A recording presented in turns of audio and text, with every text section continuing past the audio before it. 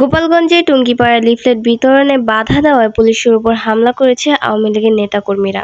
এতে ৫ জন পুলিশ সদস্য সহ অন্তত ৮ জন আহত হয়েছে। এ সময় পুলিশের গাড়ি ভাঙচুর করার ঘটনাও জানা গেছে।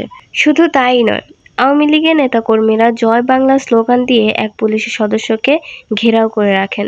পরে উপজেলা নির্বাহী কর্মকর্তা হামলাকারীদের শান্ত করে পুলিশ সদস্যকে ছাড়িয়ে আনেন। রোববার রাতে টুঙ্গিপাড়া উপজেলার খান সাবেক শেখ মোশাররফ হোসেন স্কুল অ্যান্ড কলেজের সামনে এ ঘটনা ঘটে। স্থানীয় পুলিশ সূত্রে জানা যায়, রোববার সন্ধ্যার পর টুঙ্গিপাড়া গ্রামের সাফায়েত গাজী আওয়ামী লীগের লিফলেট বিতরণ করছিলেন।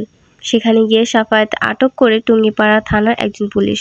খবর পেয়ে ঘটনাস্থলে গিয়ে সাফায়েতকে ছিনিয়ে আনার জন্য আওয়ামী লীগের স্থানীয় নেতাকর্মীরা গিয়েছিলেন। এ সময় পুলিশের উদ্দেশ্যে ভুয়া ভুয়া স্লোগান দিতে থাকেন তারা।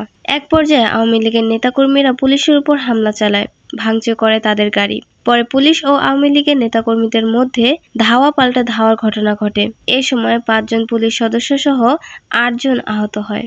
বর্তমানে ওই এলাকার পরিস্থিতি স্বাভাবিক রয়েছে। সেখানে অতিরিক্ত পুলিশ মোতায়েন করা হয়েছে।